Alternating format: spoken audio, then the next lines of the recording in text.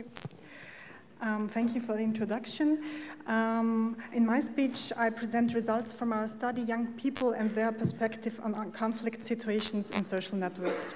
This study is part of a bigger project on the phenomena of media convergence and their impact on the daily life and media usage of young people in Germany. I will start with a quotation of a boy and his perspective on the different notions of conflict situations online of adults and of young people. So he says, adults, they just don't know how young people at your age would deal with this and what's laughable and what's a no-go. So you wouldn't do what they tell you anyway. The quotation firstly shows the difference between the young generation and the older generation. Secondly, it shows that as a young one, at a certain age of, I think, 13, 14, you don't really care about the advice of adults because the adults don't know anything about what is appropriate when you interact with other people online. As a first step, we have to reconstruct, and that's the duty of us researchers, we have to reconstruct the perspective of the young people in order to understand their courses of action in conflict situations. The research project investigates how young people deal with interpersonal conflict situations in social networks. The objective of the study was to identify forms of action which are helpful in resolving conflicts online and therefore can support a competent media use. The findings provide starting points and suggestions for the work with young people in pedagogical environments. So I'm not an educationist, but I think maybe we can provide with our research findings some starting points also for your work. When you hear the term online conflicts, many people immediately have in mind the term cyberbullying. In our conception of conflicts, this is only a part, and I want to figure out our conception. One task in young people's life is to establish constructive ways of conflict resolution. This task is important for coping development tasks and the demands of the life worlds of individuals. Conflicts are embedded in the communication and interaction of everyday life. They are part of social action. They are embedded in social relation, for example, ties of friendship, school life, and family life. And there are many different forms of conflicts. They vary from constructive ways of exchanging opinions to aggressive forms of action. Bullying is an extremely aggressive form and relevant for prosecution. In our research project, we wanted to point out that online conflicts are not automatically always forms of cyberbullying. There is a wide range of different forms of conflicts, and we need to know more about the notions of young people in order to get a better understanding for their courses of action. This differentiation of conflict situations in social networks is an important precondition in the field of pedagogical work with young people for supporting them to develop competent ways of conflict resolution in order to prevent escalated forms of conflicts or cyberbullying. To give you now a brief background of the study, I would like to outline our approach. We conducted 13 group discussions, focus groups with 60 adolescents, aged between 13 and 16 years, and the focus platform was Facebook. So the research questions we asked were the following. Which conflict situations do young people encounter when using social networks, and how do they negotiate conflict situations online? Which significance do online conflict situations hold for young people's conduct of life, and where do young people require assistance, and how can they benefit from assistance? And at last, which consequences can be drawn from media education? So let's come to the results. I take it like that. Thank you. So our findings. A first finding is adolescents have contact with many different groups on Facebook. The following slide illustrates which are the dominant groups for the interviewed boys and girls. First of all, friends are the dominant group. Also, classmates are very important partners for communication and interaction online. Then there are some groups which contain people of similar age as the young people, like sisters or brothers, brothers of friends, friends of friends, or cousins. The next slide now shows with whom the interviewees have already had conflict in social networks. Remarkable here, as a first result, is that the friends of friends dominate. Sorry, yes. here we are. Young people stay in contact with this group via Facebook, but they do not have closer relations with them. They normally communicate and interact with them only online. This is an important widening of the social sphere, but this part of their social sphere is also a more fragile one. Let's have a look at the spectrum of conflict forms now that the interviewed young people know. The conflict forms range from for fun arguments, disagreements, arguments to bullying. So these are the terms which the young people use by themselves. These are not our terms, that are the terms from the young people. The following slide shows the forms of conflicts in their position of occurrence in everyday life and the degree of escalation. For fun arguments and disagreements occur quite often in the internet usage of young people. Arguments occur less often, and forms of bullying in their side occur rarely. The differences between the forms of conflicts are obvious for the interviewed pupils. Furthermore, they assume that among their peer group, everyone comes to a similar conclusion. But the group discussions show in detail that the boundaries between the forms of conflicts are not that easy to identify, and that these boundaries are blurred. So dealing with conflict situations online and finding adequate courses of action is a challenge for young people who want to create constructive social relationships.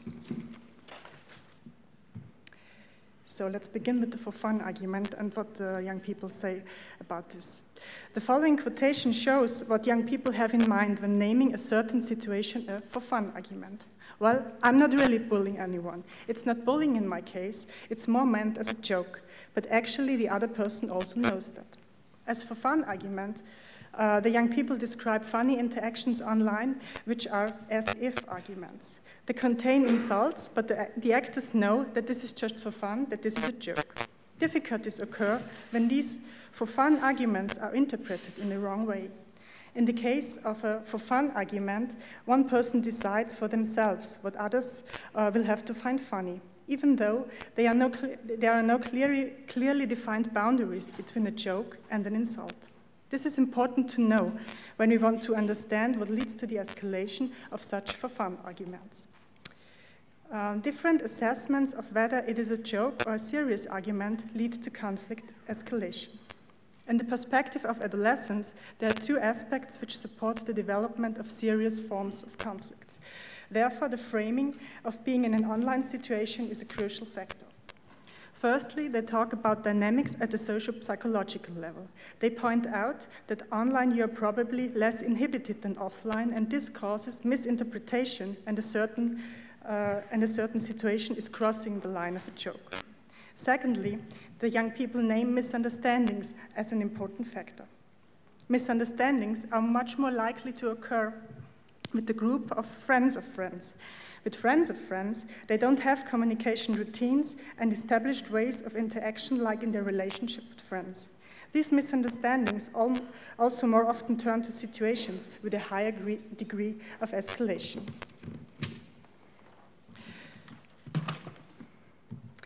In the following slide, we take a look at disagreements and arguments. Therefore, we have two quotations. I never had an argument there, just disagreements. And the second one, Facebook is the place you go to for meeting friends, not for having an argument.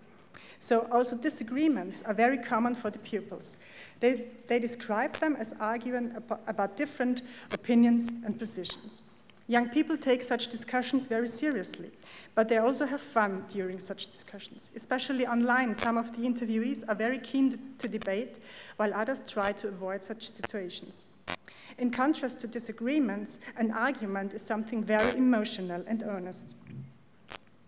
And Facebook is for many of them not the place for arguments, so they say. An argument is more an emotional controversy where the disputants don't stick to the facts.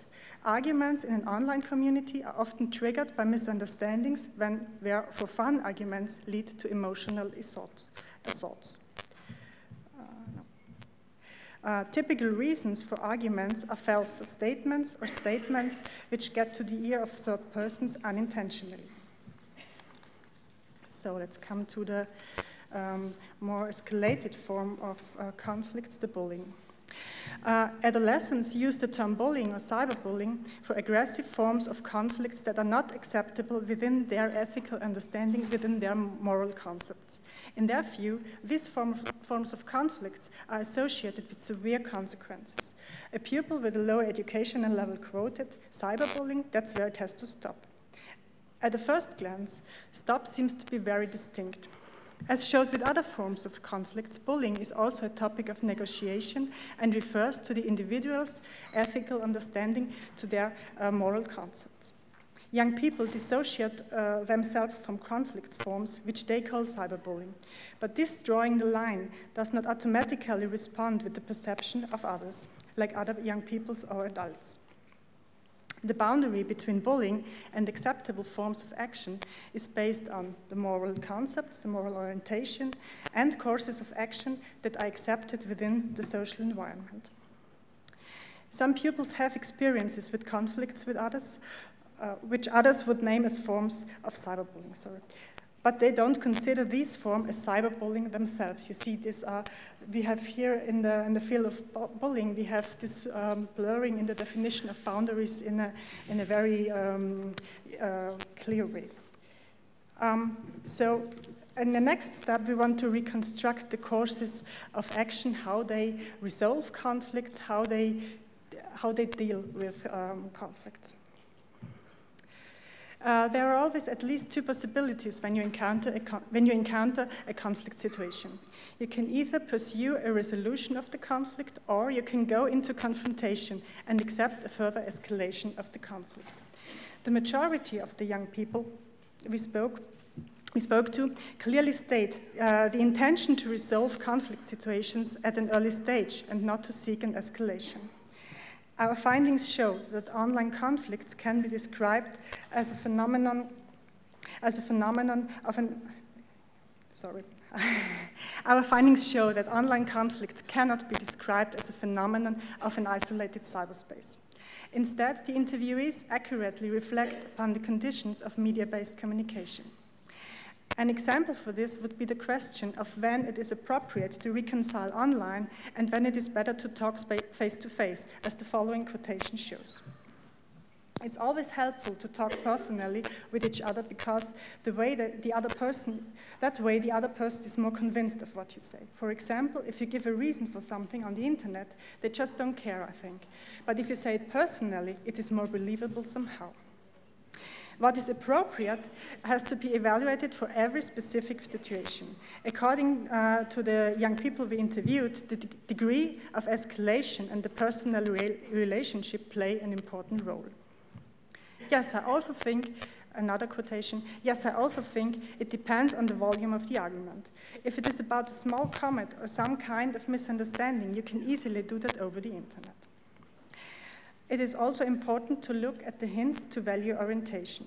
The quotations show that credibility and authenticity are addressed by our interviewees. These values play an important part in the handling of online conflicts.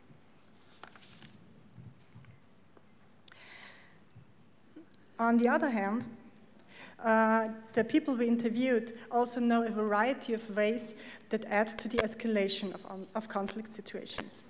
These actions always imply that conflict situations are taking place publicly and affect groups of people. For example, to embarrass or expose another person, it is sufficient to publish a compromising comment or status update. In this case, social networks can act as arenas in which the other users are the audience.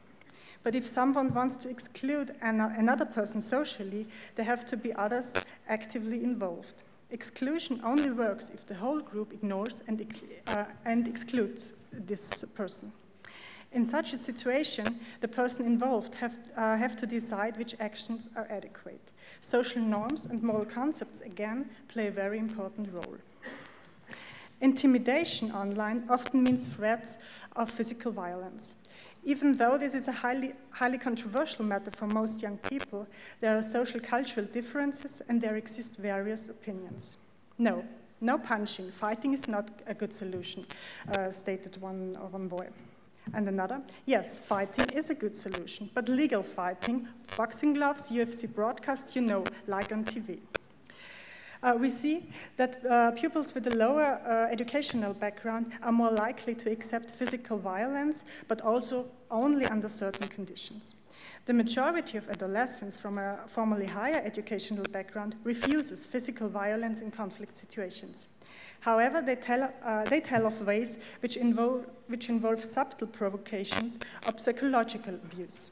For outsiders, these provocations or offending comments seem to be harmless or inoffensive.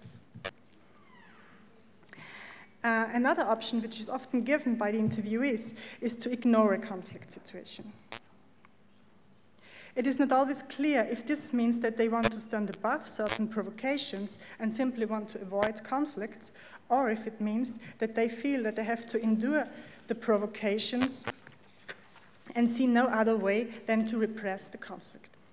In this case, they can also be seen as cowards from the perspective of others, as the quotations show. If someone gets funny with you, just ignore it, don't write back. And another one, but then again, that ignoring is also coward. The interviewees very clearly express their desire to act sovereignly. But from the outside, it is barely possible to assess if it is a matter of handling a conflict in a competent way, or if these actions are only pseudo-solutions to conflict situations. In this study, we also asked to what extent young people interfere in conflict situations they encounter as third persons, or if they keep out. From the research on conflicts, we know that the third persons can have an ambivalent role. If they interfere, they can either contribute to the escalation of the conflict, or they can positively support the involved parties and contribute to the resolution of the conflict. Among the young people we interviewed, it is a common practice to intervene in online conflict situations. But there are a number of factors to consider, as the following decision criteria show, which again told us the young people is the perspective of the young people. So the first one, or the first decision criteria for intervention, is that assistance must respect the sovereignty of the conflict partners involved. This means you should not patronize the conflict parties by interfering. They should normally resolve their problems on their own. It must not give the impression from the outside that the opponents are not able to handle their conflict on their own. The second criteria is intervention only if it is justified by the degree of escalation. This means that you should not interfere within for fun arguments, because this would only show that you cannot take a joke and that you want to offer help when no help is needed. The problem here is, of course, that young people often have different views on where an argument stops being funny and where bullying begins. A third one is personal consequences must be evaluated beforehand. Intervening within a conflict situation can always be risky for oneself and one's own reputation. Apart from being seen as a fun killer, those who interfere in conflicts can also get in the line of fire and become targets for aggressions themselves. And the last one is maybe the most important one, that assistance is for friends only. If the relationship with the arguing opponents is not very close, again, this friend of friend thing we had before, the adolescents are more reluctant to interfere. Some of them, however, choose to support the aggressors because they feel they need to stick to their friends. So I come to two more slides for the conclusion, and okay. The findings of our studies show that overall, conflict situations are more and more mediatized, and the adolescents' life worlds and their way of dealing with conflicts are more and more steeped in media. This implicates that media education more and more often has to address questions which are related to interpersonal communication. So the following 5 conclusions can be made. First, social relations as well as conflict situations are framed by the individual's life world. This framing gets very clear when we are looking at the moral concepts of young people, especially the notion of violence. Second, complex rules are difficult to understand for outsiders. The examples of ignoring show this very well. Third, Independence from time and distance can develop dynamics of disinhibition and maybe lead to serious conflicts or the escalation of conflicts. The fourth, conflict situations bear tensions between private and public communication, and this leads to the fifth, which is very close to the fourth one.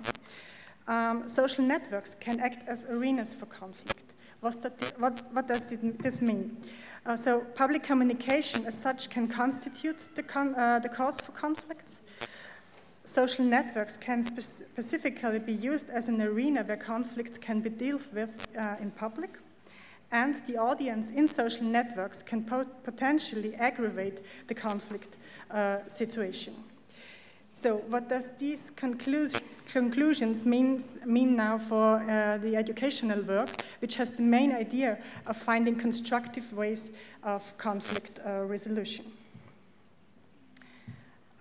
First one is that young people's perspective should be used as a foundation for one's own work. This means, on the one hand, that the variety of conflict situations which young people differentiate and the causes of actions which they address should be made the subject of discussion. On the other hand, it is also important to develop sensitivity among adolescents and their peers for the fact that different actions are judged differently and can have a variety of motives. As a second point, it is very important that value orientations which lie in the handling of conflict situations should be taken up and reflected. There can be tensions, for example, between the experiences of young people that they make in the life worlds on the one hand, and norms and values which are socially accepted on the other. Subject areas such as friendship, solidarity, self-determination, but also honor and dignity are of big significance for young people and should be addressed. A third one is that this reflecting and finding constructive forms of conflict resolution has to be a collective process to build up what we can call a shared responsibility. And fourth, this all together is framed by knowing the rules of online communication. So it is important not to argue against online conflicts as such. Instead, it should be argued against actions which contribute to the escalation of online conflicts. This way, conflicts can be seen as a phenomenon of human coexistence. This implies that conflicts mustn't be avoided, but that they should be dealt with in an adequate manner, and it is very important that a sense of shared responsibility should be encouraged. Thank you very much.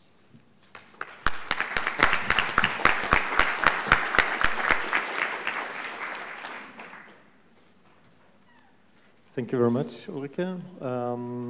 We are very tight in our schedule, but I think it was a very, very interesting interview in the behavior of young people. If there is no question, I would ask, is there a question somewhere? I have one, even if we are out of time.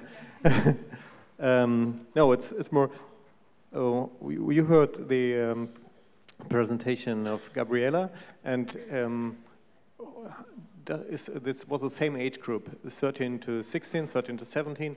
How could has this privacy settings from Facebook or all these tools Gabriela presented any influence on the use, or is on the other way around? What do you wish? What would be your wishes to Facebook to set up things? Okay.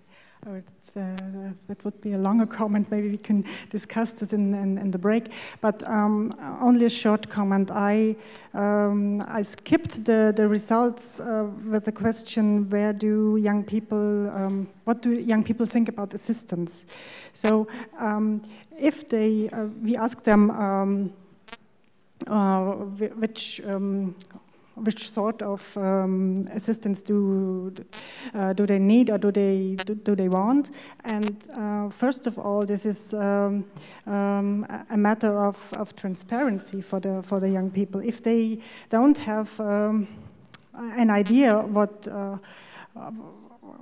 what goes on with their complaints they make. So and this is what they told us in most of the cases, that they don't know where do their complaint go when they use the help button or things like that. So this is of great importance, that there is good feedback structures and it is easily to handle for the children, especially for the younger people. Okay, thank you very much, Ulrike. So this was our short